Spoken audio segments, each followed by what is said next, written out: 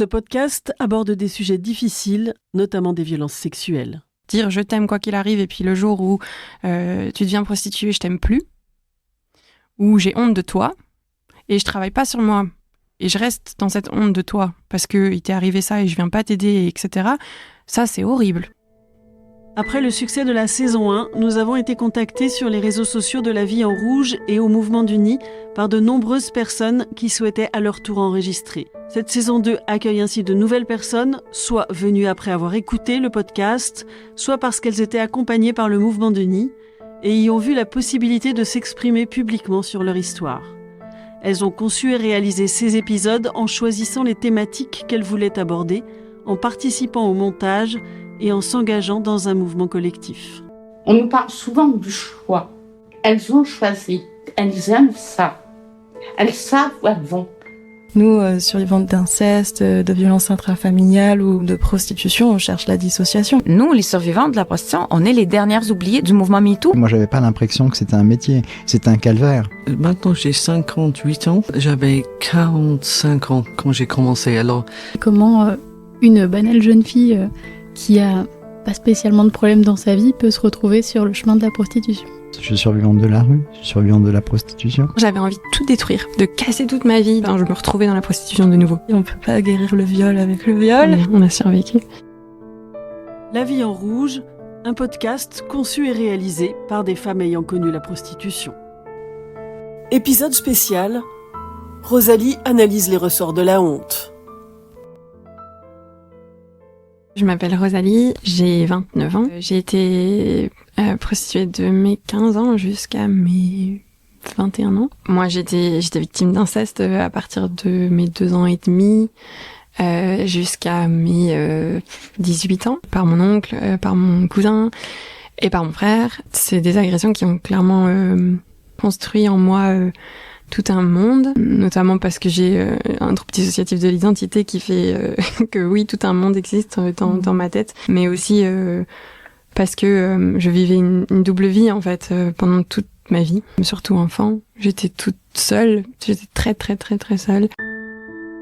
Je suis de retour parmi vous parce que je voulais parler de la honte, qui est un sujet qui me touche tout particulièrement. C'est la première question que m'a posée mon psy quand j'ai commencé ma thérapie. Est-ce que j'ai honte de quelque chose ? Et je me souviens lui avoir dit non, pas du tout. Et aussi, c'est quoi du coup la honte ?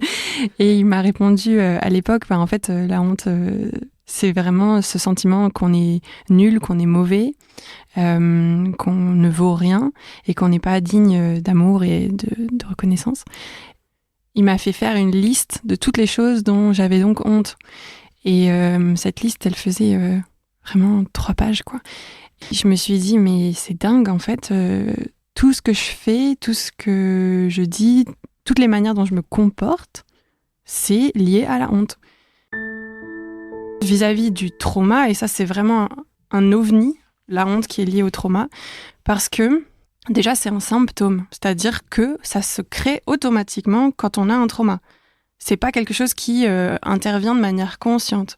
C'est quelque chose qui se crée juste parce qu'on est agressé, etc. On a quasiment automatiquement honte, en fait. C'est une honte qui souvent se met comme écran, un peu comme le déni, de beaucoup d'autres choses. Le cerveau l'utilise comme un moyen de régulation, parce que si c'est la faute de la victime, si c'est si la victime se sent comme si c'était sa faute, du coup, elle repose pas la question. Si c'était pas vrai, qu'est-ce qui se passe ? Si c'est pas vrai, du coup, on est en colère. Si c'est pas vrai, on a la tristesse. Si c'est pas vrai, il y a beaucoup d'autres émotions qui sont cachées, en fait, par la honte. Et donc, cette honte, elle est vraiment centrale parce que les agresseurs l'utilisent. Ils savent très bien que les autres ont honte.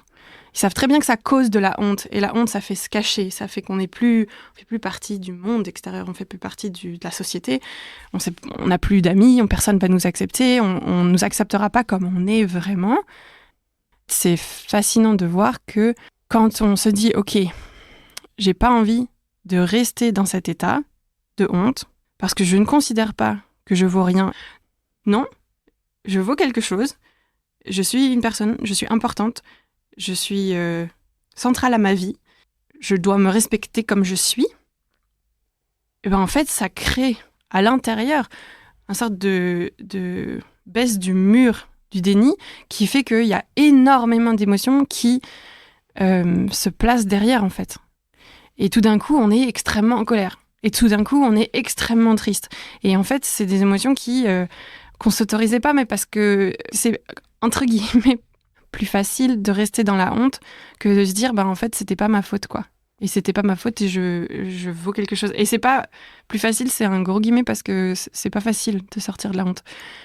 C'est pas quelque chose qui se fait en une fois, c'est quelque chose qui se fait à répétition et encore et encore et encore et encore sur tous les événements qui ont pu créer de la honte et on l'oublie et puis ça revient et puis c'est un éternel recommencement de sortir de la honte.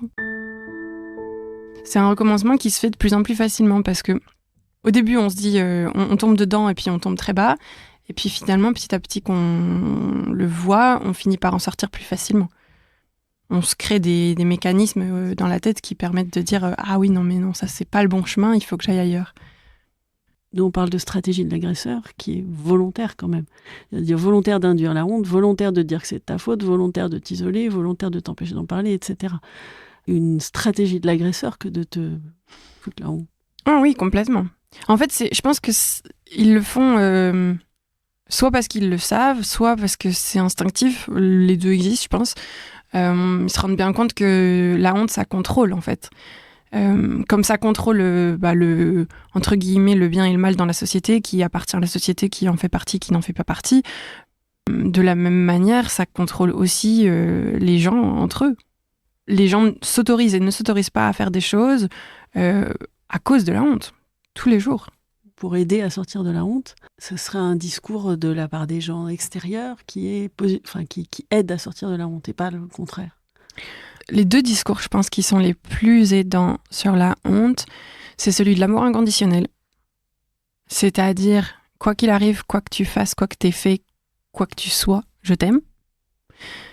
Et c'est quelque chose qui, au début, paraît complètement ridicule, parce qu'on se dit, oui, mais attends, en fait, la société, particulièrement la société française, utilise la honte comme un moyen d'éducation. Et c'est complètement délétère, parce que on ne grandit pas et on n'évolue pas en ayant honte. On évolue en ayant un soutien qui permet de faire des erreurs et de se dire, bon, si je fais des erreurs, c'est pas grave, on m'aime quand même. Et si on dit, en fait, je t'aime uniquement si tu es comme ci, tu es comme ça, tu fais ça, tu fais ci, on empêche d'avoir un socle d'amour inconditionnel.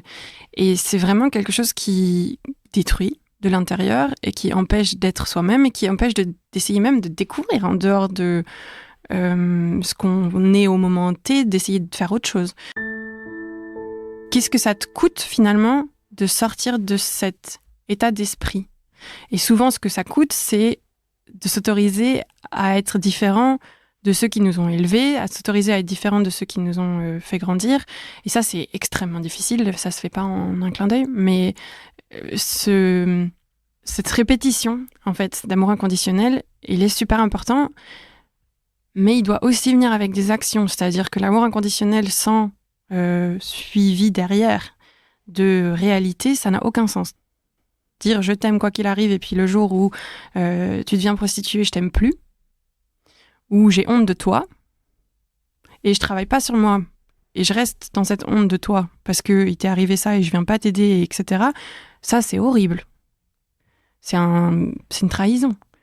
Mais par contre, dire je t'aime quoi qu'il arrive et au moment où tu deviens prostituée, où tu l'es pendant des années, où il t'arrive un truc, je vais t'aider, je vais te soutenir et puis je vais mettre en place les choses et je vais travailler sur moi pour que mes émotions viennent pas te faire du mal. Ça, c'est l'amour inconditionnel. Et c'est le non-jugement aussi. Enfin, c'est quoi qu'il arrive, je ne te jugerai pas. Alors ça, pour moi, c'est un impossible. Ouais. On juge toujours. Mais en tout cas, je tenterai de ne pas te juger. Je pense pas que ce soit possible de pas juger, mais je pense que c'est possible de voir si ce jugement, il est une histoire de valeur ou une histoire de société. C'est-à-dire, si je te juge parce que c'est pas aligné avec mes valeurs, comment est-ce que je comprends mon propre comportement ? Par exemple, j'ai une amie à moi qui a des problèmes avec sa famille, et puis elle est maman, donc elle a une fille qui est adolescente, et il est arrivé un truc où, moi, de mon point de vue, elle n'a pas fait son boulot de maman. Alors oui, je l'ai jugée pour ça. Pourquoi ? Parce que je pense que sa fille mérite d'avoir une mère qui est là et qui s'occupe d'elle à la place de l'inverse. Pourquoi ? Parce que c'est aligné avec mes valeurs. C'est aligné avec mes valeurs, c'est aligné avec mes croyances, c'est aligné avec ce que je pense être l'amour inconditionnel. Est-ce que j'ai lâché mon amie pour autant ? Non. Est-ce que j'ai été honnête avec mon amie ? Oui. D'ailleurs, elle l'a entendu.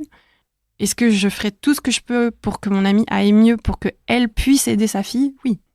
C'est pas je n'ai pas d'avis sur et je ne peux pas juger qu'une action n'est pas celle qui aurait dû avoir lieu. Pour autant, je ne pense pas tout de suite que tu es une mauvaise personne et que tu ne mérites plus d'être... voilà. Alors du coup, c'est pas forcément le non-jugement, c'est plus l'absence de... Alors en anglais, on dit shaming, mais c'est le fait que je ne considère pas que tes actions affectent ta valeur. Et ça, c'est quelque chose qui est très intéressant. Parce que toute cette idée de honte, c'est de se dire... Et c'est la grosse différence entre la honte et la culpabilité. La honte, c'est vraiment quelque chose qui affecte sa valeur, la valeur des personnes. C'est-à-dire, j'ai fait quelque chose de mal, du coup, je suis une mauvaise personne. La culpabilité, c'est l'idée de dire, j'ai fait quelque chose de mal, et du coup, je me sens coupable, parce que j'aurais dû faire autre chose. Mais ça n'affecte pas qui je suis, ou ma valeur intrinsèque d'être humain.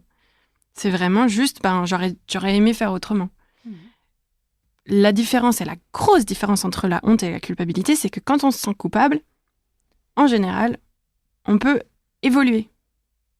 C'est-à-dire qu'on peut se dire, j'ai pas trop aimé mon comportement ce jour-là, je vais plus recommencer.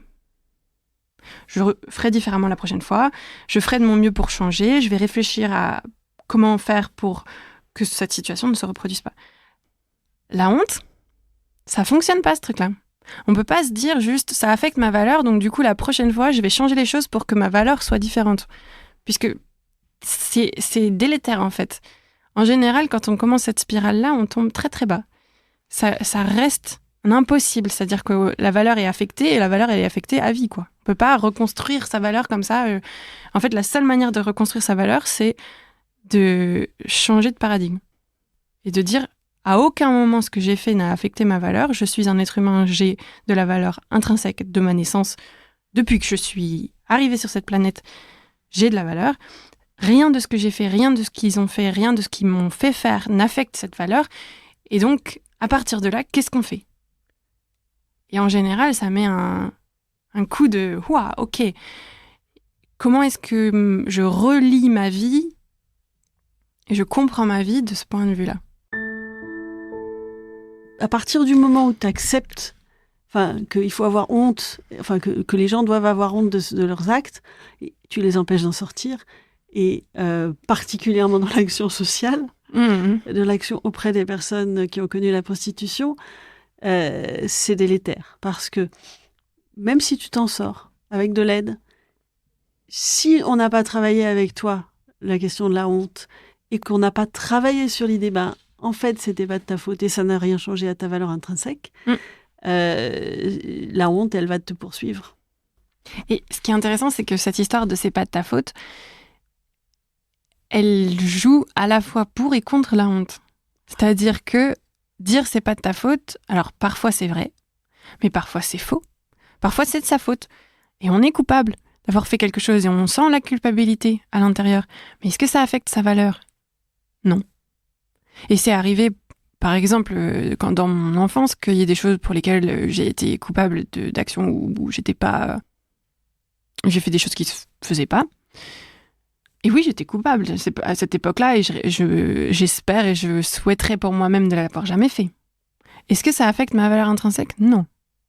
Est-ce que je mérite moins d'amour, moins de reconnaissance, moins de respect, moins d'humanité ? Non. Et ça, c'est une décision que j'ai pour moi-même et que je reprends systématiquement à chaque fois que quelqu'un me parle mal. Je me souviendrai toujours d'une première fois où j'ai appelé ma maman après la thérapie et que j'ai dit un truc, je sais plus ce que je racontais, je vais raconter un truc, bref. J'appelle ma maman et elle me sort un truc qui, globalement, que en même temps, j'étais difficile à vivre, quoi. Et j'ai dit non. Non, mais sérieusement, j'ai dit non, j'étais pas difficile à vivre. J'avais vécu des choses catastrophiques, tu le savais pas. Donc mon comportement, il faisait complètement sens. Toi, il t'emmerdait prodigieusement, ça j'ai bien compris. Mais par contre, je suis pas difficile à vivre. Et en fait, c'est vraiment ça, la différence. J'ai eu un semblant de rire parce que je pense que c'est une des choses les pires qu'on peut dire. Ah, mais c'est horrible. Difficile à vivre. Ah, mais c'est horrible. Ouais. C'est horrible. Elle m'a dit ça une fois, alors que je venais de me faire emmerder, enfin, je venais de me faire harceler, puis plus ou moins virer d'une entreprise par ma manager de l'époque. Et elle m'a dit, en même temps, t'es difficile à vivre. T'imagines un peu. Ma mère, dans tout ça, se dire. Mais comme si... Et ça, c'est aussi une sorte de stratégie de l'agresseur. C'est en fait jamais donner la responsabilité à la personne qui a vraiment la responsabilité de cette situation, c'est-à-dire ma manager. Et en plus, à un moment donné où tu mets en jeu, enfin, c'est difficile, tu fais le pas de parler, d'en parler. Quand tu peux le dire, que tu fais cet effort-là, et que derrière, on te dit un truc équivalent de « mais en fait, t'es quand même difficile à vivre », ou il y a un truc chez toi qui implique ça, alors là, c'est terrible, quoi. C'est terrible. Et moi, j'ai été élevée comme ça. C'est-à-dire que tout ce qui pouvait être difficile dans ma vie, compliqué, alors même enfant, je veux dire, même quand j'étais à l'école primaire et même avant maternelle, dès que j'avais un problème avec une camarade, un souci, une mauvaise note, quelle que soit la situation, c'était toujours de ma faute. Et ça voulait systématiquement dire que j'avais mal géré la situation, que franchement, y avait un problème à l'intérieur de moi finalement, que j'allais pas, je fonctionnais pas correctement, quoi. Et ça, c'est dingue parce que à chaque fois que je regarde comment est-ce que finalement mon oncle a réussi à faire les choses, comment mon frère a réussi à faire les choses pendant toutes ces années, c'est vraiment sur ces bases-là, ces bases où à aucun moment, mes parents, quand je racontais quelque chose qui, moi, me posait problème vis-à-vis de mon propre comportement, ils étaient rassurants. Et quand c'était potentiellement la faute de quelqu'un d'autre, ma mère, elle avait la phrase extraordinaire qui était balayer la porte devant chez toi avant de balayer la porte devant chez les autres. Comme si il y avait forcément quelque chose qui n'allait pas chez moi et que j'allais pas commencer à me plaindre et à parler des autres mal et à dire que c'était leur faute, parce qu'il manquerait plus que ça. Parce que moi, j'avais suffisamment de fautes à l'intérieur de moi, il fallait pas que j'aille dire que c'était la faute des autres. Et la deuxième phrase extraordinaire de ma mère, c'était regarde la poutre qu'il y a dans ton œil plutôt que la paille qu'il y a dans l'œil de son voisin. Incroyable cette phrase, c'est complètement délirant. C'est délirant, ça veut dire qu'il faut systématiquement se demander si nous, on est plus coupable que le mec en face pour dire que lui a tort. La deuxième chose qu'on peut dire à quelqu'un, c'est le « c'est pas ta faute ». Et le « c'est pas ta faute », il est très intéressant parce que il est extrêmement lié à l'âge émotionnel de la personne. C'est pas parce qu'on est un adulte, c'est pas parce qu'on est une grande personne, entre guillemets, que on va avoir l'âge émotionnel de notre âge physique. Et c'est pas en rapport avec le TDI, c'est vraiment tout le monde. On peut régresser émotionnellement parce qu'une situation est compliquée, parce que ça nous rappelle quelque chose d'une époque où on était plus petit et tout d'un coup on a 3 ans d'âge émotionnel parce qu'à 3 ans il s'est passé un truc qui nous rappelle, ou alors parce que on régresse dans le sens où c'est plus sécurisant d'avoir cet âge-là émotionnel que d'être un adulte dans la situation. Et à quel âge on pense que tout est de notre faute et que tout est tourné autour de nous? C'est à peu près 2 ans. 2 ans, 3 ans, c'est les âges où on est, entre guillemets, le centre du monde. On se croit le centre du monde pour des raisons de sécurité. On a besoin d'être en sécurité et on a besoin qu'on s'occupe de nous parce qu'on est tout petit et donc on se pense le centre du monde pour des raisons de survie. Le « c'est pas ta faute », il est très intéressant parce que quand on le dit à des enfants, il se décale de la situation, c'est-à-dire qu'il passe d'être le centre du monde à être juste une personne à qui cette situation arrive. Et donc, quand on fait ça avec une victime, en se disant, ok, si tu réagis en pensant que c'est de ta faute, émotionnellement, t'es probablement régressé. Donc, si je me comporte avec toi, en tant qu'adulte évidemment, mais en prenant soin de faire en sorte de t'expliquer que ce sont des choses qui arrivent, et c'est qui te sont arrivées, mais au final, tu n'es pas le centre du monde de cette personne qui t'a fait du mal. Tu es juste, malheureusement, arrivé dans son espace, en fait. Tu as rencontré cette personne, et malheureusement, il t'est arrivé quelque chose, mais ça ne te concerne pas. Ça change pas qui tu es, ça change pas ce que tu es. Elle t'a fait du mal parce qu'elle était dans cet état-là, à ce moment-là, mais toi, tu n'as rien à faire là-dedans. Eh bien, en fait, ça fait du bien. Parce qu'on se dit, ah, ok, je ne suis pas le centre du monde. Et ça fait du bien de se dire ça, parce que ça enlève ce poids énorme de devoir contrôler les gens autour de nous en se disant, si je fais ça, du coup, il va pas me faire du mal, si je fais ça, il va pas me faire du mal, etc.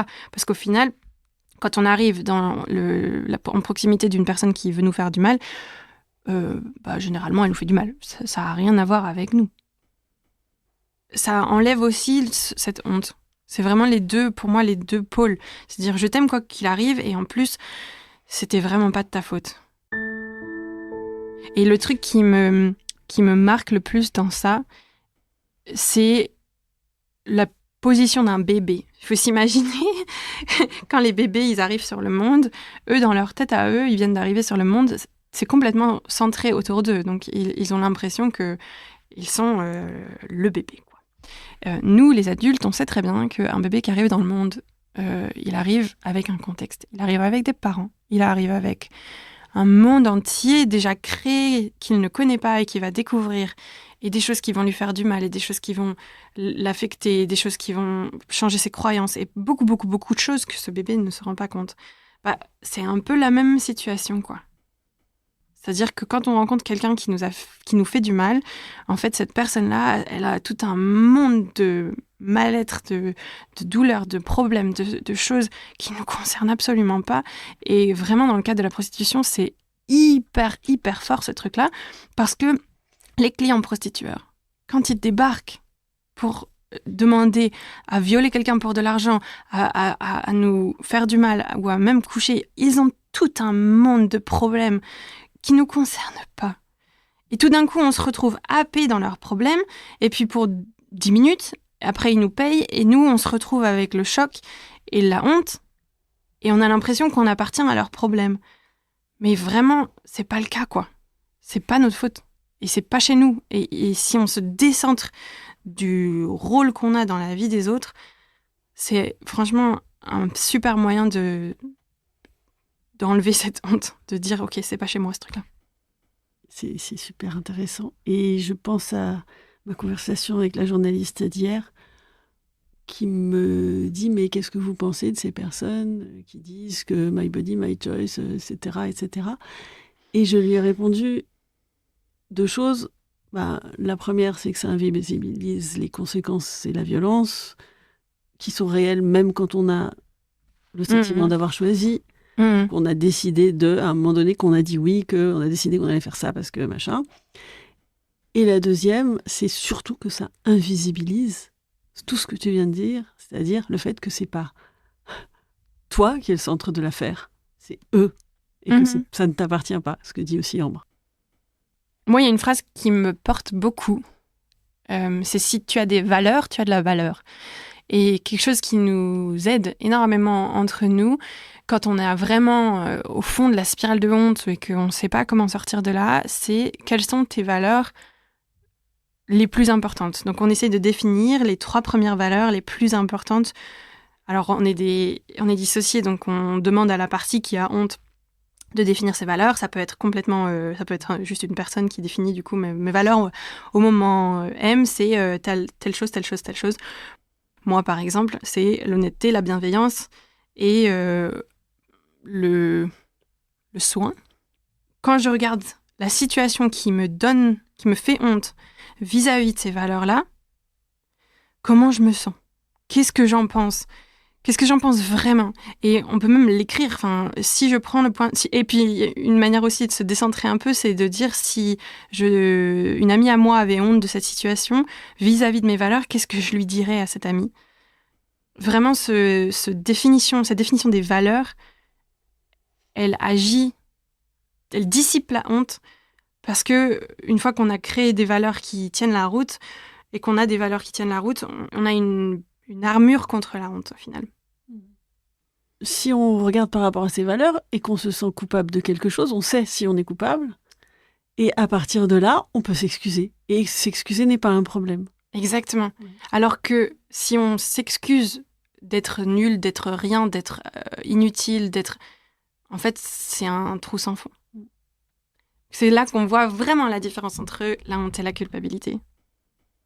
Parce que la culpabilité, on peut s'excuser et dire « Ah bah, j'aurais vraiment aimé faire autrement ». La honte,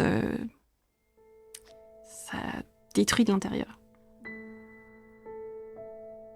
Nous, Alexine, Amani, Ambre, Amina, Anne, Esther, Favor, Grace, Hope, Lexi, Rosalie, Rosen, Sabine, Valérie et frères de banquise, qui avons connu la prostitution et qui avons pu nous en sortir. Nous avons conçu et réalisé ce podcast pour faire entendre ce qu'est vraiment la prostitution. Si vous aussi vous vivez ou avez vécu de la prostitution, sous quelque forme que ce soit, et vous voulez en parler, vous pouvez nous contacter sur les comptes Instagram et TikTok de La Vie en Rouge. Retrouvez toutes les informations sur les extraits sonores et témoignages évoqués dans la description de l'épisode. Cette saison 2, comme la première, a été entièrement conçue et réalisée par des femmes ayant connu la prostitution, avec le soutien financier, logistique et éditorial du mouvement d'Uni. Dans cette saison, vous entendez aussi la voix de Sandrine Goldschmidt, rédactrice en chef de la revue Prostitution et Société, qui dialogue avec les nouvelles personnes enregistrées. Au montage, les conceptrices du podcast ont été également épaulées par Bertrand Boissimon, réalisateur-monteur, et Céline Muller, productrice. Les épisodes ont été enregistrés au studio La Poudre de la Cité Audacieuse. Nous remercions tous les services civiques qui nous ont facilité le travail. Merci à la Fondation des femmes pour son soutien indéfectible aux femmes victimes de violences. Les épisodes sont disponibles sur toutes les plateformes d'écoute.